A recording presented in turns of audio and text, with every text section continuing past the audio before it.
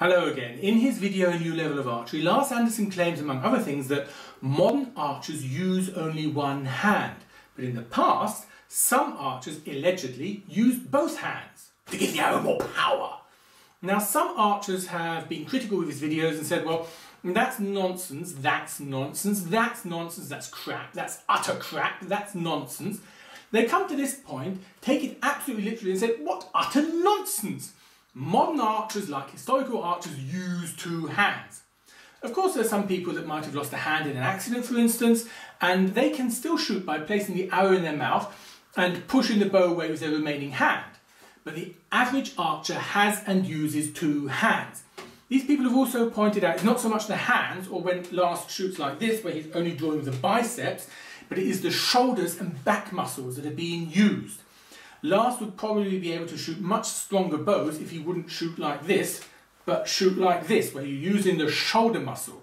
Not just on this side, but on this side too, you're using muscles, because if nothing's happening here, whenever you draw, the bow would come towards your face.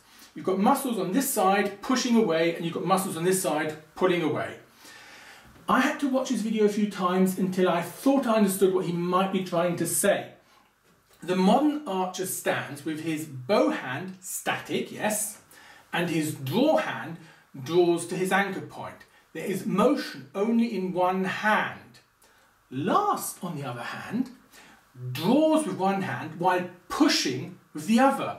His draw hand draws, his bow hand pushes. He's got motion in both hands, thereby giving the arrow more power. In his fantasies, because he doesn't understand simple physics, if that's what he's trying to say. The average archer has a draw length of 28 inches, means he comes to his anchor point, we've got 28 inches here. It is utterly irrelevant how he reaches these 28 inches.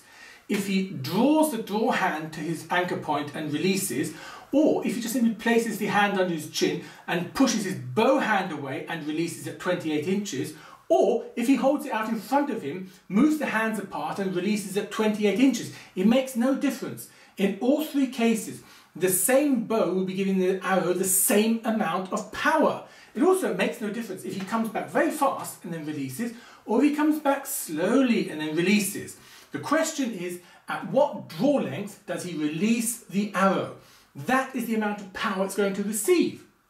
Now, Lars also has a few clips where he's using modern recurve bows with stabilizer, sight and clicker, basically to just demonstrate points like, oh, I've got to close my eyes because I'm looking at a flat target thing.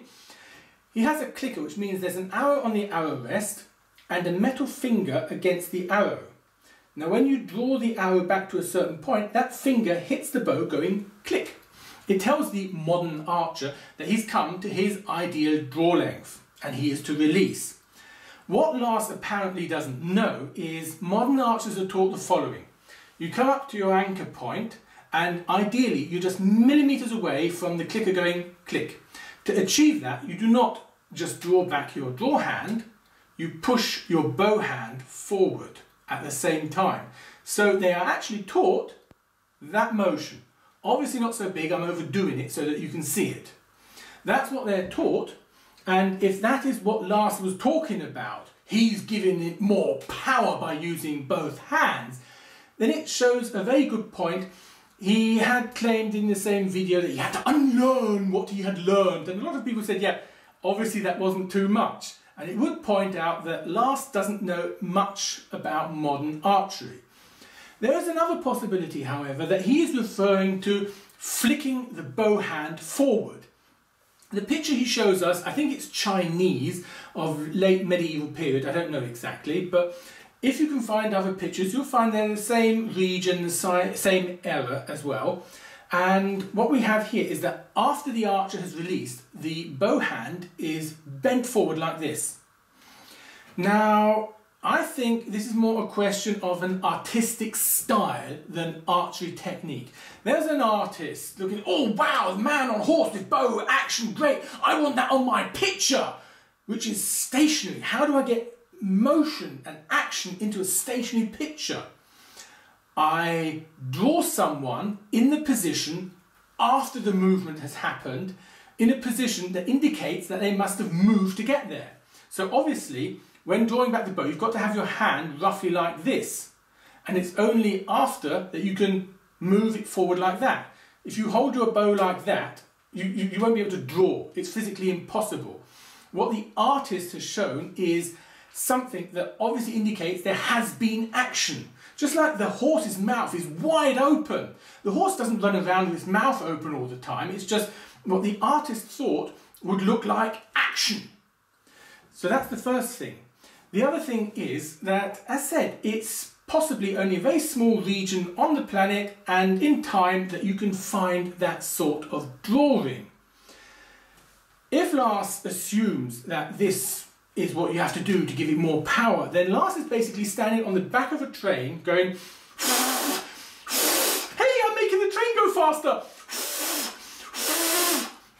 You would have to have an extremely ridiculously low poundage bow to be able to give the arrow an extra kick by flicking your wrist forward.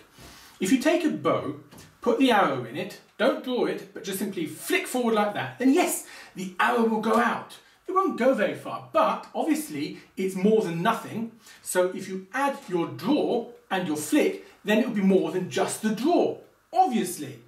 However, if you've got a medium-sized to strong whatever bow and you're drawing, the moment you release, the string travels at quite a high speed, and you would have to be able to flick your wrist faster than the string is travelling. Now, I reckon that neither Lars, me, you, nor Chuck Norris, whoever you want to mention, is physically capable of moving their wrist fast enough to add power to a bowstring with only 20 pounds or something behind it. It's physically not impossible. It's just like he comes to his full draw, releases and blows the arrow quicker towards the target. Just as useless. All in all, I would say this is a utterly stupid claim of Lars based on the non-understanding of physics that he has, no matter what it is he's trying to say. The basic thing is, though, that it is an absolutely ridiculous claim from someone that by flicking his hand forward or by moving it, whatever it is, he can give extra power when he doesn't even draw all the way. If he's got 20 pounds when he releases here, and he reckons he can add 1 pound by flicking his hand forward, well, he could add an extra 10 by drawing all the way.